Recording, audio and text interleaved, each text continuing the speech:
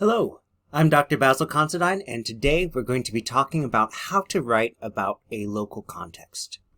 Now, the local context, the setting or place or organization in which you are embedded or that you are studying, is something that comes up in many different programs. There are assignments in the CONAR program, in the EDUO program, in the leadership program, and many others where you are describing some sort of setting that you are going to be diagnosing, analyzing, applying a theory to, searching for opportunities for improvement, all these things. And there's a way to write about these responsibly, if it's research that will be published and be available to other people, to write about it in compliance with APA style, and we're going to be talking about those things today. It's especially true when, as with the sample assignment we're looking at today, where it's a very short paper and you want to make sure you're only including the most relevant and pertinent details. Backing up a little bit, if you are new to the Writing Center, we work with students throughout the writing process through a variety of channels, including webinars such as this, through answering emails, by developing resources like paper templates and guides and explanations on our website, as well as through appointments that you can sign up for. We have two types of appointments. These are suitable, they're most appropriate if you have something that you'd like to ask a fair number of questions or for a fair bit of feedback on. So it's just a couple questions. How do I do this in APA style? Or what is this term? You can just send us an email to onlinewritingcenter@acu.edu. But if it's something where you want feedback on a draft, whether that's of your thesis statement, of a paragraph, or a whole paper or dissertation chapter, go ahead and sign up for an appointment. You can do this through the My ACU system, the my.acu.edu. There's in the drop-down list of resources, there's the Online Writing Center, and that will take you to an info page that has everything you need to know. The two different types of appointments you can sign up for are real-time appointments and asynchronous appointments. Most of our students pick the asynchronous appointments because an asynchronous appointment, you don't need to be there in real time when your appointment comes around. You sign up for a particular time. Before that time rolls around, you upload a copy of your paper and enter any specific requests for feedback that you might have. Let us know what assignment it is, and then we look at it and send you feedback generally within 24 hours. Often much faster, but generally within 24 hours. Now, the other type, real-time appointments, those are really helpful if you are looking to ask questions and do follow-ups, and perhaps you want to see something or hear how the text is altered in real time. So the choice for phone or Zoom is a personal one. Some people prefer to just focus on what they're hearing, and because they have more general questions, and other people really like to see what something would look like or how something is done, and so they prefer the screen sharing that can come with the Zoom appointment. It's up to you which you feel will be most helpful. A lot of students will try each appointment type and then pick, or they'll go back and forth depending on what they're looking for, and that's totally okay. Alright, now all of our webinars are recorded by default, so if there's ever one that you want to see but you're not available at that time when it's being released, when it's being offered, don't worry, you can always go to our webinar page, the link's at the top of the slide, to access the recording. And something I want to call your attention to is that we have a sorted guide. So if you are, say, enrolled in the EDUO program, you can select the tab and see all of the webinar recordings that are currently available that tie in with that program. Now you still want to see the catalog that we have, the calendar of webinars that's at the top of this page, because that'll show you what's coming, and even if it's not available yet. So as soon as it is available, it gets added to this part of the guide. But you can always go to the calendar listing to see when something's coming up. So as a matter of fact, we have two different EDUO webinars that are coming for this term. So make sure to check those out. And if you're enrolled in that class, add it to your schedule. Alright, some things that you'll see me using. The APA course paper template, which you can download from the first link. If you want to watch our webinar recordings on the go, we do upload them to a YouTube channel. Because of processing delays, the main webinar page is the easiest, fastest place to view things, but if you're watching on the go, YouTube is for many people, more convenient and a little more efficient than logging into the system. And we do have a blog where we explore various writing topics. All right, our objectives today, we're going to first understand how to write about a local context. And second, we're going to be looking specifically at this assignment for EDUO 652, the Week 2 Adaptive Technology as an Emerging Technology and Practice assignment. And then we'll finish with looking at how to take the instructions and begin the process of outlining and drafting the paper. So with no further ado, let's talk about those local contexts. So before we go too far, there's a question I want to ask, which is, should you be anonymizing your site to your local context? And this is going to depend to a degree on the program that you're writing for, and to a degree on any publication plans for that. Let me explain what I mean.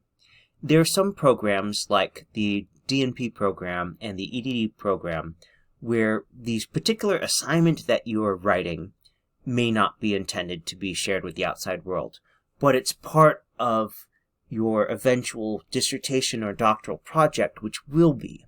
So if that applies to you, you do need to keep in mind that other people will be able to read that document because it's going to be published online. And so if there's anything where you have promised anonymity, or whether there are potential for harm or discomfort if this information were to be distributed with people's or organizations' actual names and other identifying information, definitely you want to anonymize things. So if we're going to distill this down into a number of questions, some of the questions I recommend asking: will the privacy of the participants be compromised by explicitly identifying the local context or study site that you are using? If the answer is yes, let's err on the side of anonymizing things. Is there any potential for harm or retaliation? This sometimes comes up if you are, say, writing a business analysis or any sort of other organizational or leadership analysis of your workplace. And your coworkers might be very interested in what you're writing about, but you have to keep in mind, if you report things, and it's something that can be traced back to them, that could be positive or that could be negative. And so you always want to be responsible scholars and responsible researchers. So if there's any potential for harm or retaliation, let's err on the side of anonymizing things. And that can be anonymizing the individual, it can be anonymizing the organization or the context in which they're embedded. Might also ask, would you get better or more complete answers from research participants if you offer anonymization? There are many things where people speak more freely when there is an anonymity. And that's not saying you don't track who it is in some shape or form, but that anything that contacts the outside world is sufficiently anonymized. And if you're thinking, oh gosh, I need to worry about that when it comes to my dissertation, don't worry. As you go through the institutional review board process and other things like that, you will receive training on this. We're just trying to appraise you right now of some concerns that are good to keep in mind. So will your writing be published in a sort of publicly accessible form? Are you planning on writing a journal article, or are you planning on publishing your dissertation, which happens by default when it's finished? Well, if it's one of those public things, then yeah, you do want to keep an eye on things. Now, if it's just a course paper that its whole life will be within the course and it's not getting circulated otherwise, then okay, we wouldn't call that publishing in a publicly accessible form. That's within the walled garden, so to speak. All right, so if any of these questions you answer yes to, then I'd strongly consider anonymizing the site, the local context, and or the people involved. So with that out of the way, how might you describe the local context, or how should you go about it? Well, a good starting point is to say you want to include a relevant level of detail. And what we mean by that, what constitutes a relevant level of detail? Well, the starting point is saying, is this a helpful level for anything that you're doing? So if you say, the district has been led by the superintendent for 3 years, 2 months, and 11 days. unless you're doing something that requires a really, really granular level of seniority. Say your company has a promotion system and people get promoted first who've been there longer down to the day. Okay, then that might be relevant. In most other cases, though, 3 years is plenty and close enough, and so rounding that off lets us focus more on the details that are important. Now, if you're anonymizing a site, you want to generalize some of the information to round things off so we get a general idea, so we understand pertinent factors, but not so specific that it's easy to identify the site. So, for example, too specific would be, the school is located 1.2 miles east of downtown Dallas and enrolled 762 K-5 students in 2020.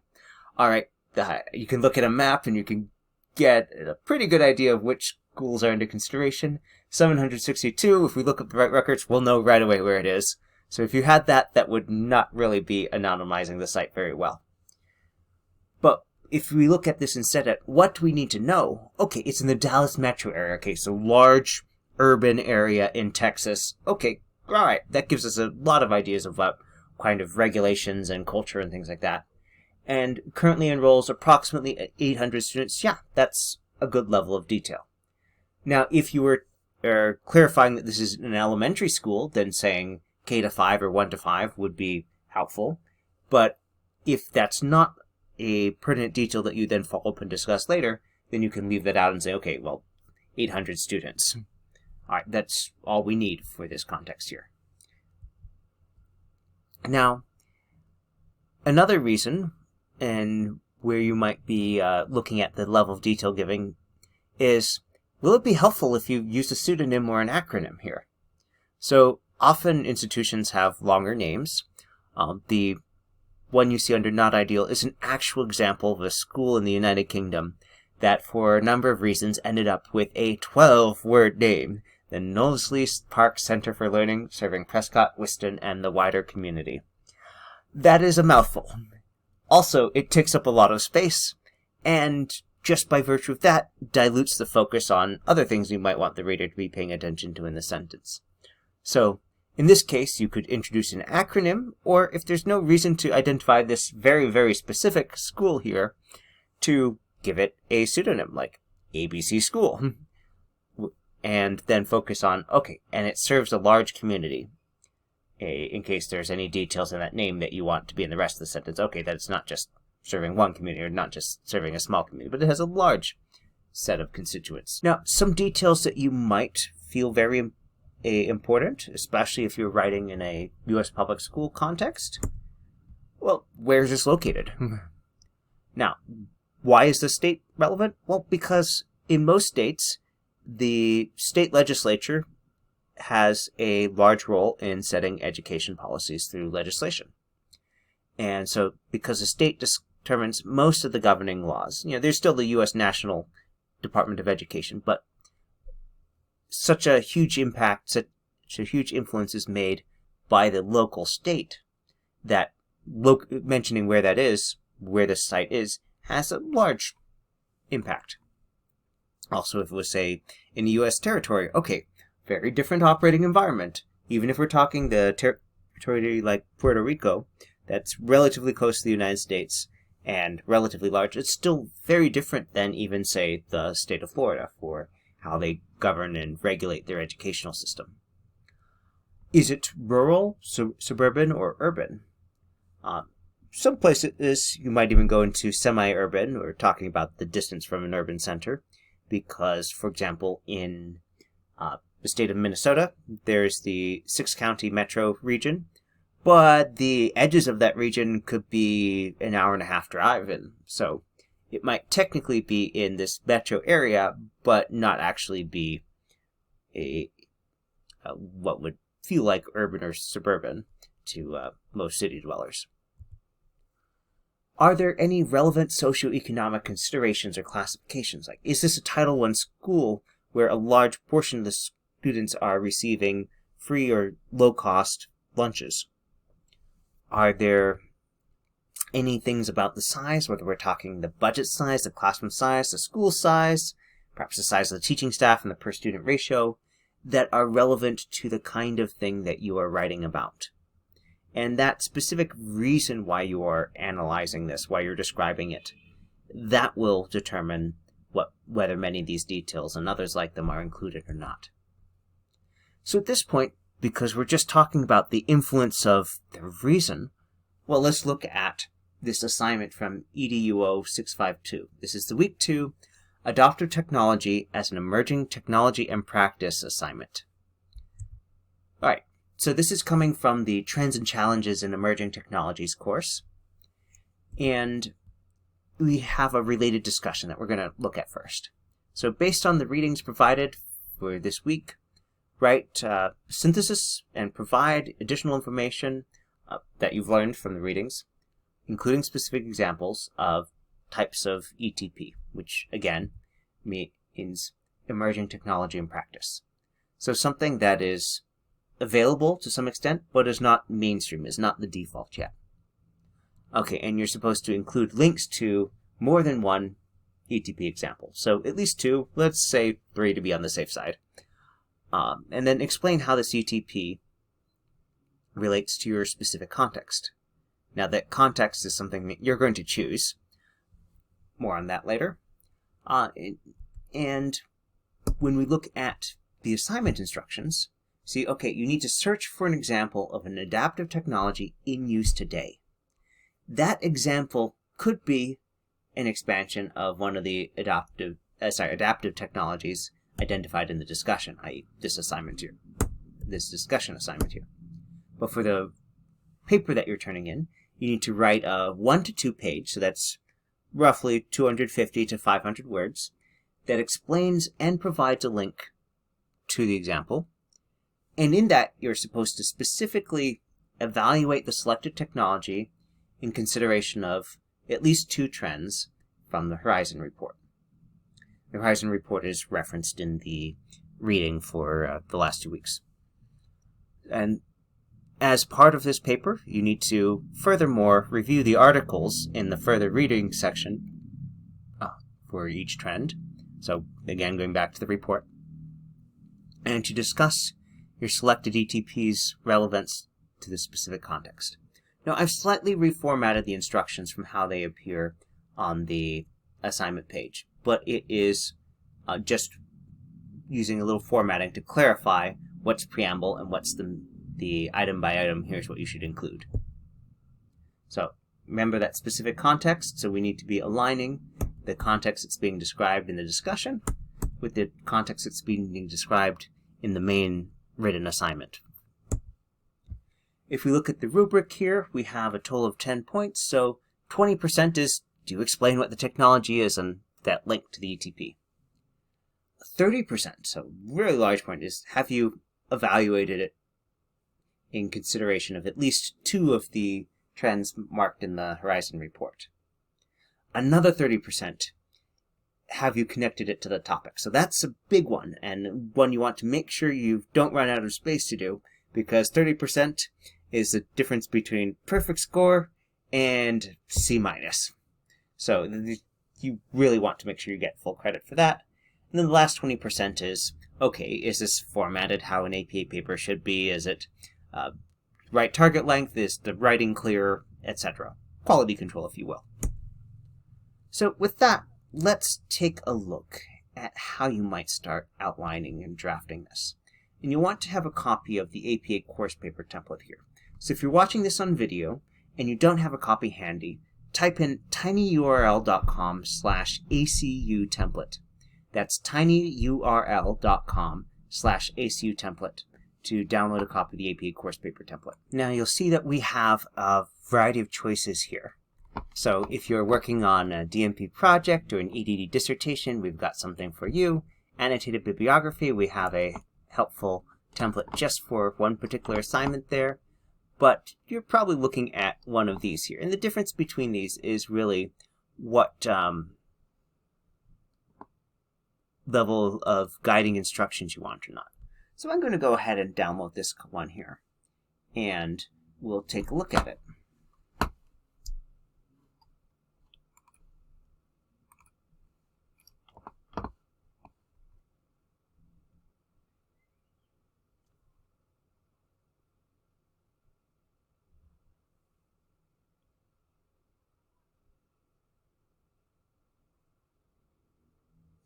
Now,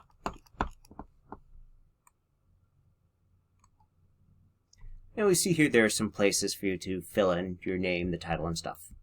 But if we're looking at a particular assignment, so this is how it looks like for writing about problem statements.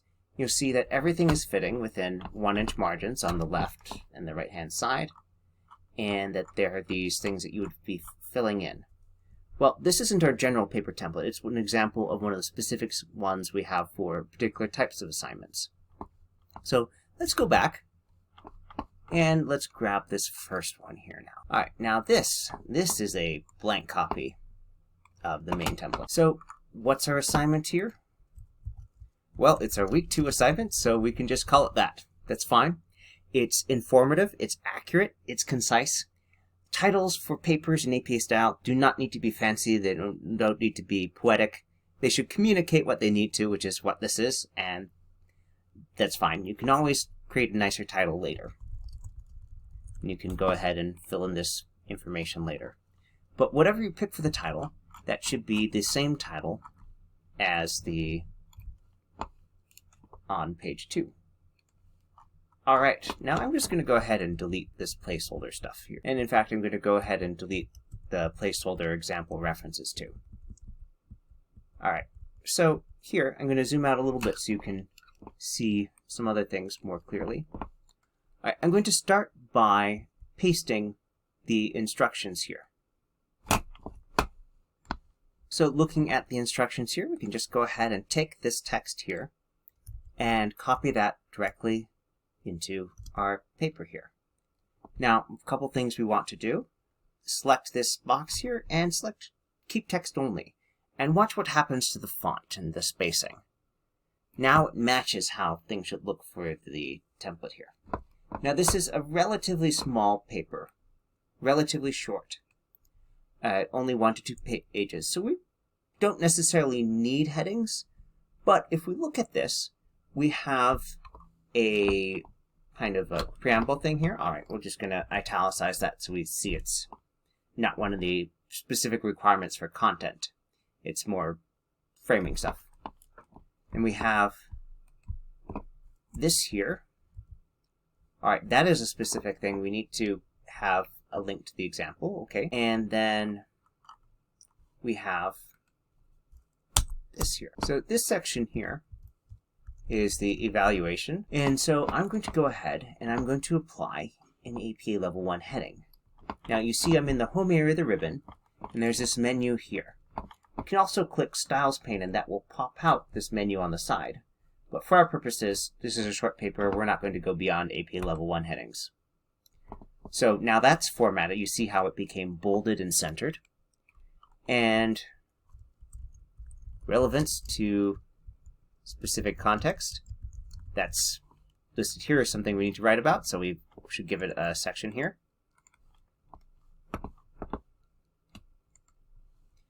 And probably want to know about the context. So that's the kind of thing that would change things if we knew about that earlier. It'll change how the information is paid attention to. So let's add a heading for that too. Now, if we go back to peek at the instructions here for the assignment, we see the rubric lays out 3 content areas. The last one is just quality control. This is APA paper on time and appropriate length and everything. We have those 3 things: the technology, the evaluating it in consideration of the trends, and the relevance to the context. So let's go back, because we added that context one, but we only had 2 before that. So let's go ahead and add a selected technology heading. So I don't think the Horizon report will cause much trouble writing about it. It's a really well-written document. But the context, that's our focus for today. So let's talk about how we might write about an example context. Now, the context that most people pick is either a place that they're working at or a place that they want to work at, that they have that professional interest in. So let us, for the sake of this program, which is training people to be educational leaders, let's assume that this is an educational setting and use that as our example. How would you describe it? specific context under study. So that means the one that we're going to be talking about, the one that we're going to be looking at in this paper. All right, is what? Well, let's be specific. Let us say that this is an urban school located in the greater Houston metro area in Texas.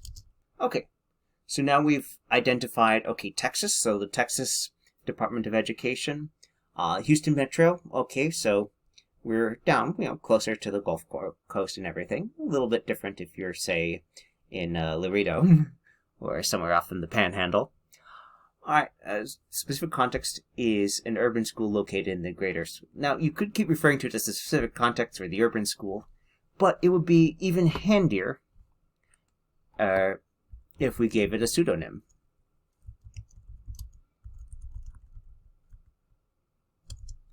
And what you need to do, you just have a parenthetical note the first time you mention it saying that's a pseudonym. Okay, the specific context under study is ABC Elementary, pseudonym, an urban school located in the greater Houston metro area in Texas.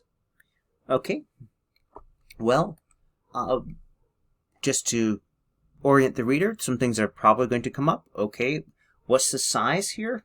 What are we going to be looking at? And if we're looking at something involving classroom technology, yeah, you might want to know what grade levels and how large the class size is. That can have a huge effect on what tech you need to buy or what is more efficient and investment. So let's say this grades 1 to 5 school has approximately 750 students with an average class size of 40. Now that's a fair sized classroom for elementary school. And so that's the kind of thing where if you're talking about certain technologies that make it easier to reach and engage students, that could be a very pertinent detail to mention. More so than, say, the student-teacher ratio, which doesn't tell us, well, what the ratio is in a specific classroom, because they may be irregularly distributed. Now, if you're going to be talking about a particular department within the school, now would be a good time to mention that. But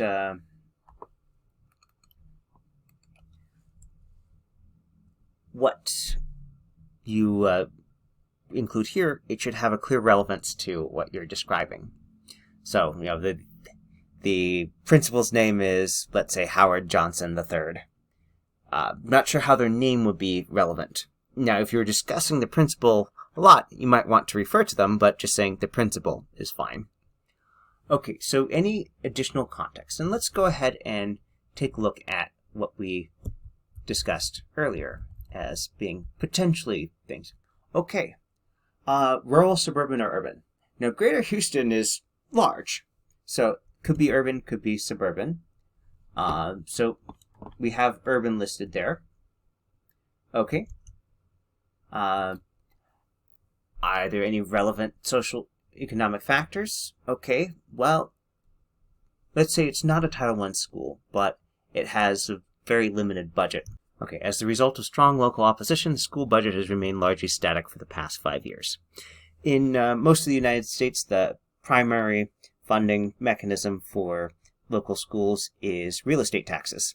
And so if there's strong local opposition and they keep defeating ballot measures to raise those, you may be in a situation where you have limited funding for new technologies that cost money. And so this is the kind of thing that could be highly relevant to the technology that you're going to discuss and how it is relevant, or the challenges of implementing it in your particular environment. Okay. Now, the question comes up, do you need to cite a source for this? Well, right now we're talking about it in very general terms. Now, it's possible that you might cite some published information there, if we are anonymizing the site, you don't want to have a clear citation that says exactly where this is, what the name is, because that would be defeating the purpose of anonymity. Now, if it's the school motto, say, you can talk about it in a more indirect fashion, such as this. School motto, as expressed on its website, emphasizes the importance of, and then whatever that is. And that's stating in this way that you're referring to the website without giving away the exact wording or the website itself will help preserve anonymity. Now, if it's a case where you're thinking, well, okay, if I have that exact wording or talk about it so directly, that will make it very easy to find it, then err on the side of don't including it. And there are other ways that you can write about it. You could say, school leaders have stated that XYZ is important. But if it's something like the motto that we can do in an indirect fashion like this without compromising things, then yes, it is helpful to be a little bit more specific, provided we're not causing other problems. Okay, so if we're just writing it like this, there would not be any need to have any APA references, and so no parenthetical citations here. When we get to the rest of the paper, you will definitely want to be referencing the report, and that will have your standard author date citations. Now, I do want to call your attention to another pertinent thing. So let's go take a look at the website, the course website. Now, as you can see, the instructions for this assignment refer us to the Horizon Report. Okay, so if we head over and head back to the Week 1 instructions, that's where we have a link to the 2020 EDUCAUSE Horizon Report. Now, I do want to point out that there is actually the 2022 report available now. So if you're referring to the report, make sure that you're referring to, citing, and referencing the exact version that you use. Now, it's possible for you to use more than one version and refer to it. For example, if you want to point out, oh, this is found or this is emphasized in this report year and in that report year, that's fine. Just make sure you have appropriate citations and references for both of them. And then you can refer to it as shorthand, the 2020 report, the 2022 report, or whatever the case may be.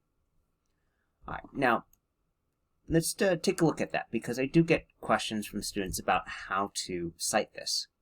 So we have the artifact that is this report that's being placed on Canvas, but it's a publicly accessible thing. So let's go ahead and let's do a Google search for the 2020 EDUCAUSE Horizon Report. Now you can see here it's popped up.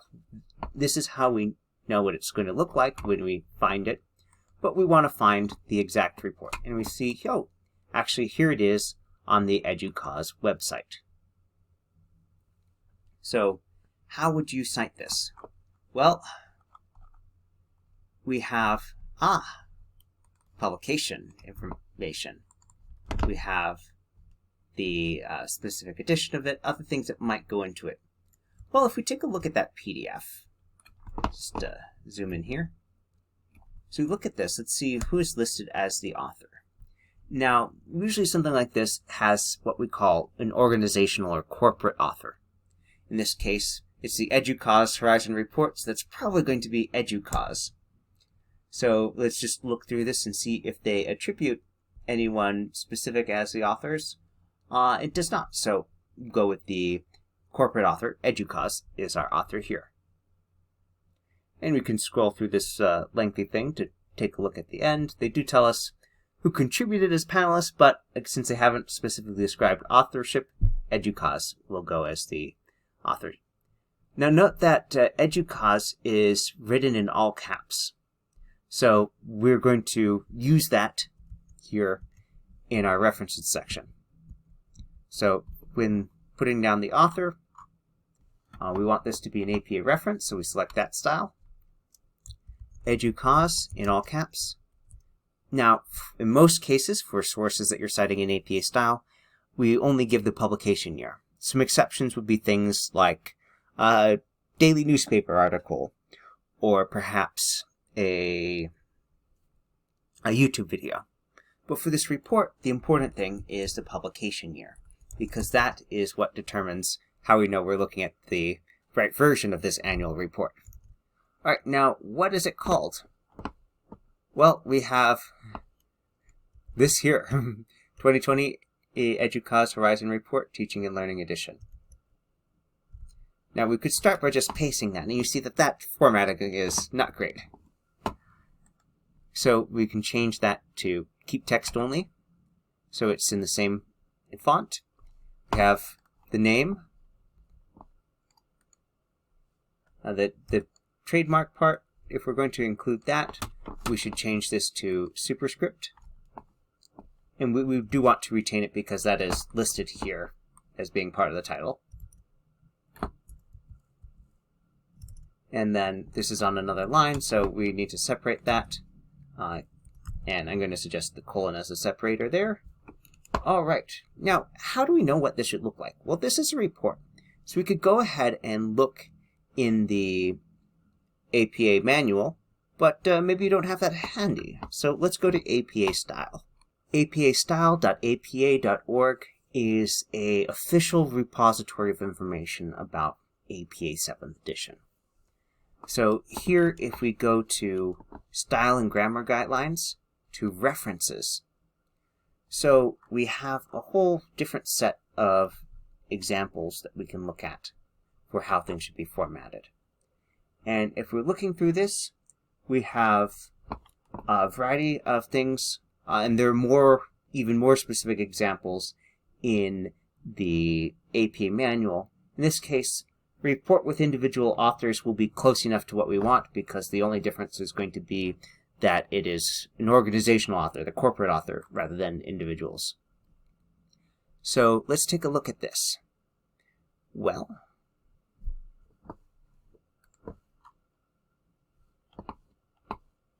it turns out that that specific page is having an error right now, so we're going to look at the government agency report instead, because it's almost the same.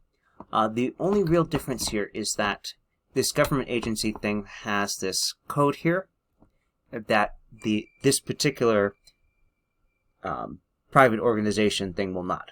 But the idea of, okay, you have the institutional author first, in this case that we're looking at, the National Cancer Institute, publication year, the title of the report in italics, period, then the name of the parent organization, which may be different than the publishing organization. It may or may not be the same thing as the author, and then a link to it. Okay, so let's take a look here. We have as our institutional author EDUCA's. Okay, so that's going to be the same author as the publisher, the group that is hosting this, has put it out into the world. All right, so that means when we go to our reference here, so because the trademark is a proper noun, that stays in all caps. This here is going to be in sentence case, so we can use this tool here to set that to lowercase. And then we need the publisher. Now, since that's the same thing as the author here, to avoid redundancy, we just write author. And now we'd put a link to the URL. Now, when you're pasting from your web browser, sometimes you'll end up with some extra code at the end that does not need to be there. So this is tracking stuff and to direct you to a particular page on that. So we can actually take that out, and then you can see we have that hot link, this hyperlink we can click on to get there. Don't worry about that line break. We're doing that automatically. The whole thing would not fit on one line, so that's fine. And this is all we need. Now, because this is part of the title of the document itself, even though it overlaps with that, we still need it there because that's part of the title on the published thing. Same thing with the author name appearing in the title. If the organization does that, then we have that built in. But here, because it's the exact same thing there, we just put in author, period. And then if you're going to be citing this, it would be EDUCAUSE in all caps, comma 2020. All right, I think we've covered all of our bases here, so let us recap what we've talked about today. So we started out by looking at how do you refer to a local context? How do you write about it? And one of the guiding principles is that we make sure that we protect the privacy of the participants, the organization, and if it's not specifically relevant or necessary, that we err on the side of anonymizing things. We also described some of the details that are helpful to include, especially if you're talking about schools, and about how to use acronyms and pseudonyms to make for less clunky text. So if there's a name of something that's really long, suggest using an acronym or a shortened version of that name. Talked about some other pertinent details. We looked at this assignment, looked at how to take those instructions and start laying out your paper. And we'll just finish. So when you're using those instructions to create a working outline, okay, make sure you add any specified headings. There weren't any required here, but it's helpful for making sure how long the sections are going to be. To answer any questions or instructions from the prompt, and make sure that we connect the details with logical bridges. So let's finish by talking about that. So the example here, because of limited budgetary resources, district leaders are more likely to approve whatever that is. Therefore, I recommend that we adopt this. Or if you're not employed at the organization, therefore I recommend that ABC School adopt blah as recommended by author date. Now if that's referring back to the report, then it would be EDUCAUSE as the author, and the date would be 2020. All right. So if you are writing this here, that would be going here in the relevance to the specific context section. Could you have a separate conclusion? Yes. You can add a heading for that too, but just keep in mind this is only 250 to 500 words, so let's make sure you get all the things that are required first, and then see if there's room to add other things like that and how much of a conclusion you want to write. Okay, with that, let us wrap things up. If you have any questions, feel free to send us an email at onlinewritingcenter@acu.edu. If you want to schedule an appointment, and go to my.acu.edu and select the Online Writing Center from the resources list. And you can access the video for this, the templates, and many other things through the Online Writing Center website. So, with that, have a good night.